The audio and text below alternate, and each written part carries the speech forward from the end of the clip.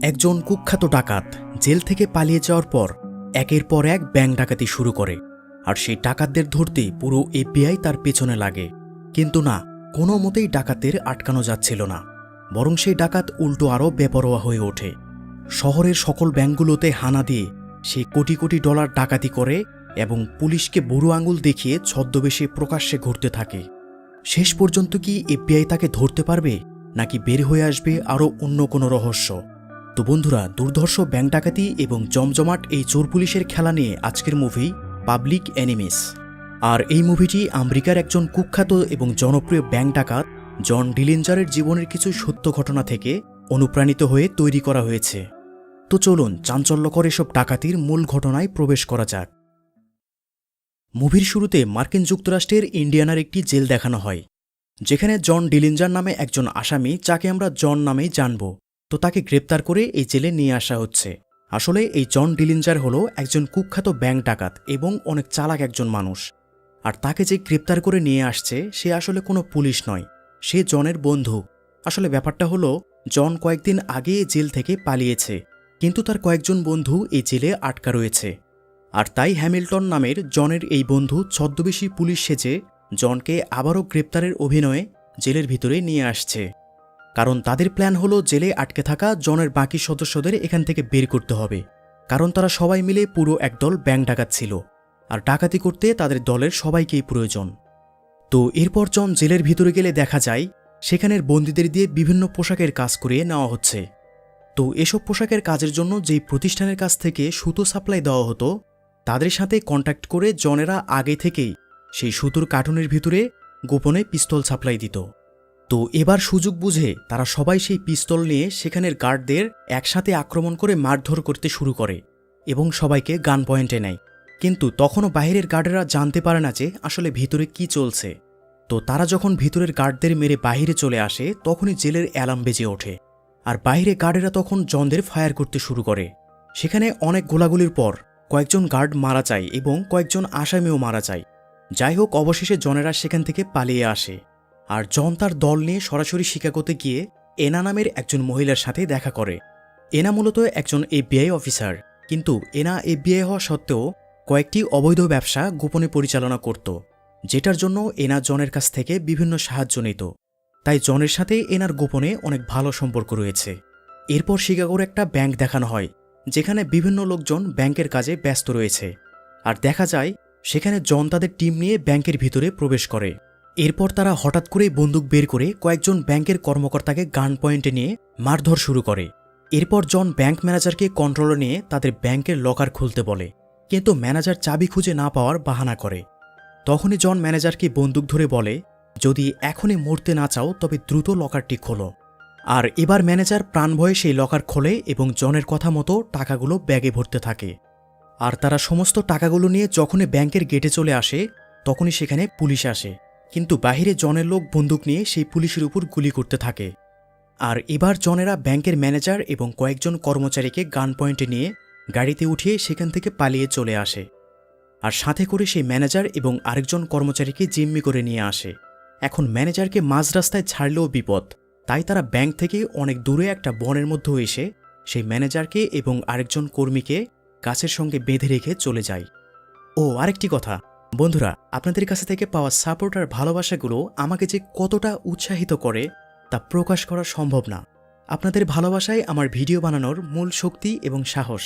তাই বন্ধুরা, যারা এখনও আমার চ্যানেলটি সাবস্ক্রাইব করেননি, তারা ঝটপট সাবস্ক্রাইব করে আমার পাশেই থাকবেন। তো যাই হোক, জনেরা জেল থেকে পালিয়ে যাওয়া এবং এই ব্যাংক ডাকাতি করার এইসব ঘটনার জন্য পুরো যুক্তরাষ্ট্র পুলিশের বদনাম চারিদিকে ছড়িয়ে পড়ে। এরপর এফবিআই থেকে একটা জরুরি মিটিং ডাকা হয়। এখন এফবিআই প্রধানের সিদ্ধান্ত অনুযায়ী ডাকাত দলকে ধরার জন্য দায়িত্ব দেওয়া হয় পারভিস নামের এক এজেন্টকে। এই এজেন্টের পূর্বে এসব আসামি ধরায় অনেক সুনাম রয়েছে। অন্যদিকে দেখা যায় ব্যাংক ডাকাতি করার পর বেশ ফুরফুরে মেজাজে জন এবং তার অন্য সদস্যরা পার্টি করতে থাকে। সেখানে তার একজন সদস্য জনকে প্রস্তাব দেয় যে ব্যাংক ডাকাতির পাশাপাশি তারা শহরের ধনী লোকদের কিডন্যাপিংও শুরু করবে। কিন্তু জন বলে, এসব কাজ আমার পছন্দ না।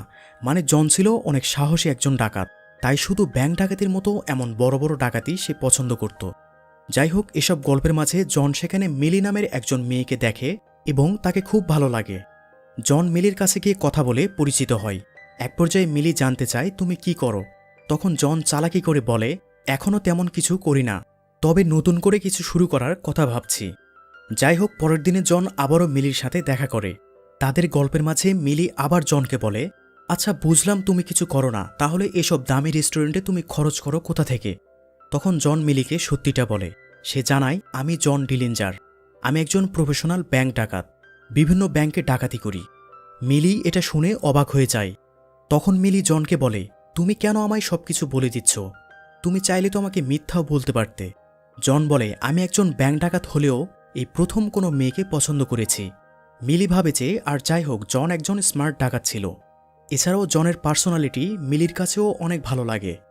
এরপর থেকে জনের সাথে মিলির ভালো একটা সম্পর্ক হয়ে যায়। অন্যদিকে এফবিআই কিছু তদন্তের পর জনের একটা কোড খুঁজে পায়। এরপর এফবিআই অফিসার পারভিজ ঠিক করে যে তারা আশেপাশের সকল দোকানগুলো চেক করবে যে এই কোডটা কোন দোকান থেকে বিক্রি হয়েছে। আর সেটা যদি খুঁজে পায় তাহলে তারা বুঝতে পারবে যে আশেপাশে কোথাও জনেরা থাকতে পারে।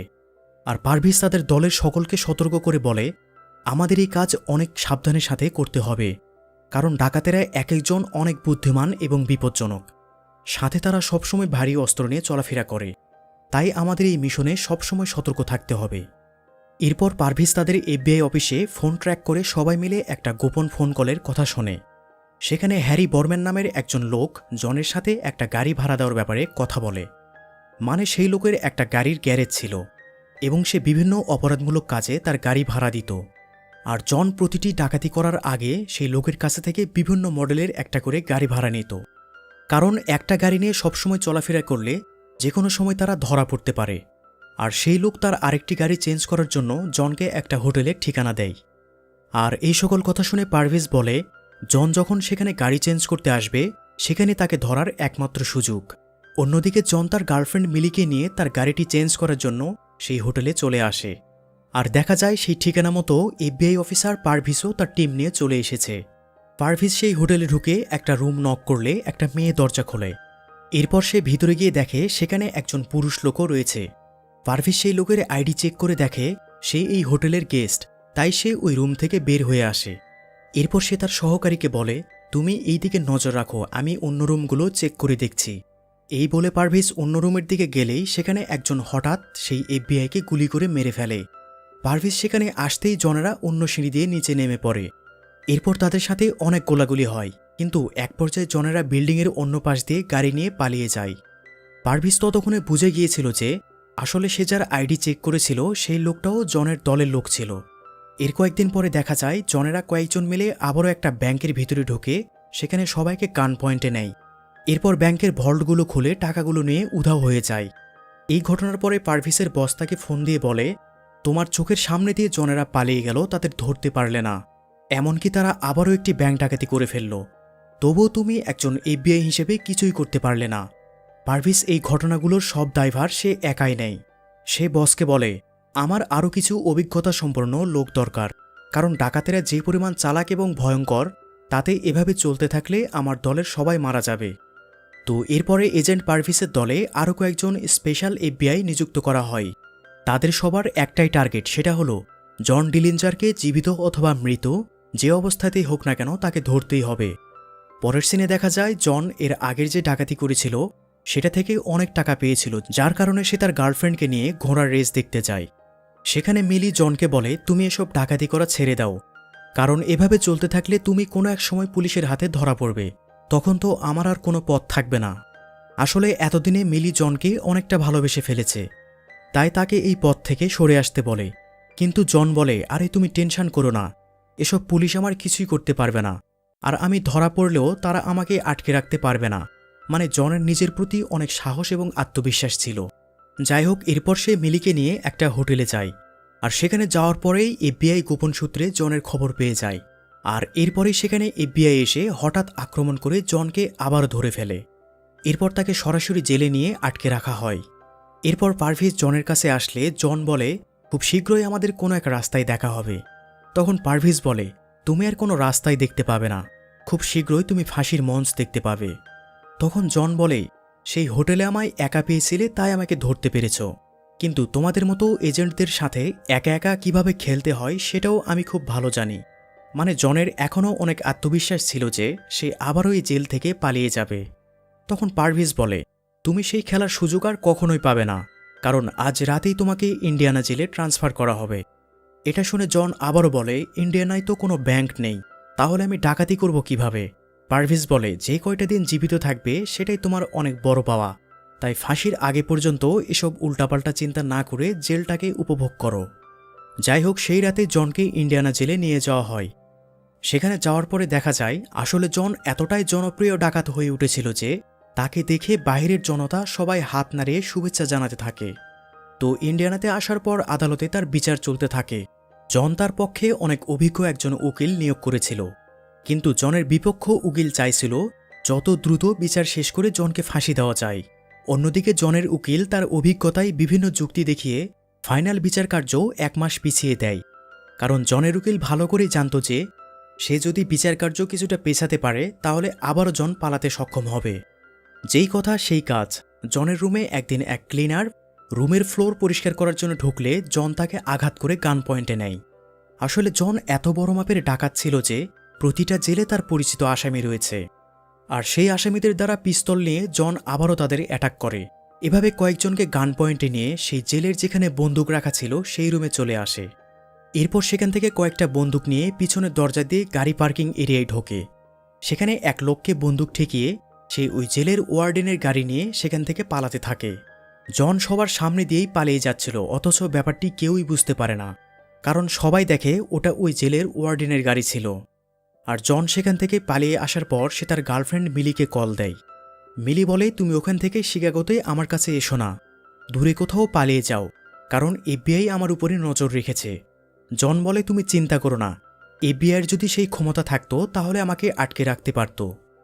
এরপর জন মিলিকে অন্য একটা ঠিকানা দিয়ে বলে, একটু অপেক্ষা করো, আমি আর কয়েকদিন পর তোমাকে নিয়ে শহর থেকে দূরে একটা নির্জন বাসায় গিয়ে উঠব।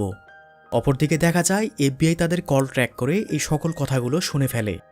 অন্যদিকে জন তার সঙ্গীদের নিয়ে আবারও আরেকটি ব্যাংকে ডাকাতি করতে যায়, আর তারা টাকা নিয়ে বের হওয়ার পর ব্যাংকের গার্ডদের সাথে জনদের অনেক গোলাগুলি হয়। জনের কয়েকজন সঙ্গী সেখানে মারা যায়। অল্প কিছুক্ষণের মধ্যে সেখানে অতিরিক্ত পুলিশও চলে আসে, যার কারণে জনেরা খুব দ্রুত সেখান থেকে গাড়ি নিয়ে পালিয়ে আসে। কিন্তু পুলিশেরা সেখানে একজন ডাকাতকে আধামৃত অবস্থায় ধরে ফেলে।